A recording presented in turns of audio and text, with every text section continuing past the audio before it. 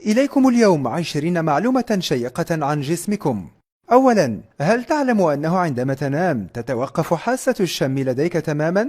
هل تعلم أنك إن كنت من الأشخاص الذين يحلمون كثيرا أثناء النوم فأنت محظوظ، لأن ذلك يشير إلى معدل ذكاء مرتفع لديك؟ وهل تعلم أن عينيك ترى العالم رأسا على عقب، وأن المخ هو من يقوم بتصحيح الصورة؟ وهل تعلم أن الدماغ يشكل 2% فقط من وزن الجسم، لكنه يحتاج إلى حوالي 20% من الأكسجين الموجود في الجسم، وإلى حوالي 15% من أداء القلب؟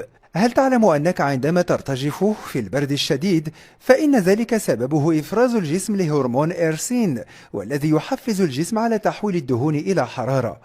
وهل تعلم أن الكائنات الحية التي تعيش على جلد الإنسان أكثر من البشر الموجودين على سطح الأرض؟ وهل تعلم أنك عندما تستيقظ في النهار فإنك تكون أطول بسنتيمتر واحد تقريبا عن طولك في المساء؟ وهل تعلم أن الحمض الموجود في معدتك والذي يستخدم لهضم الطعام يمكنه تحليل شفرة الحلاقة، كما يمكنه إحداث ثقب في يدك إن لامسها؟ وهل تعلم أن العرق بطبيعته ليس له رائحة، وإنما يكتسب تلك الرائحة الكريهة عندما يمتزج بمخلفات البكتيريا الموجودة على سطح الجسم؟ هل تريد أن تعرف كيف يبدو صوتك للآخرين؟ قم بوضع يدك على أذنك اليسرى وتكلم لتعرف كيف يسمعك العالم. هل قمت بالتجربة؟ إذن سنستمر. هل حدث أن شممت رائحة ما كعطر أو ما شابه فعادت ذاكرتك إلى الوراء لسنوات طويلة؟ يحدث ذلك للبعض، وسببه هو أن الدماغ قادر على تمييز آلاف الروائح المختلفة والاحتفاظ بها لمدة طويلة. هل تعلم أنه في شبكة العين توجد حوالي 137 مليون خلية حساسة للضوء، ويتغير السائل المحيط بالعين كل 15 يوما؟ وهل تعلم أن الإنسان العادي يحتاج إلى حوالي 7 دقائق ليغط في نوم عميق؟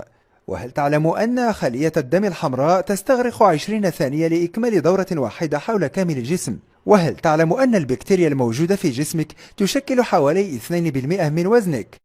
وهل تعلم أن وجه الإنسان يحتوي على عضلات أكثر من أي كائن آخر، حيث يوجد 22 عضلة في الجانب الواحد من الوجه؟ وهل تعلم أن الإنسان يفقد حوالي 18 كيلوغراما من الجلد خلال فترة حياته، وتتغير طبقة الجلد كليا للإنسان كل 30 يوما تقريبا؟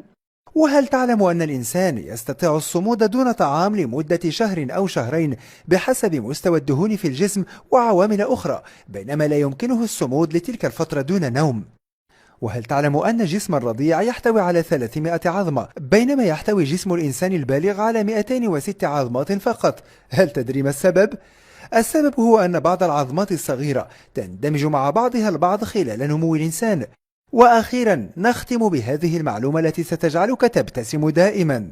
هل تعلم أنك تحتاج لتحريك 17 عضلة فقط لتبتسم، بينما تحتاج ل 43 عضلة لتعبس؟ إذن أرح بعض العضلات المتعبة وابتسم للحياة.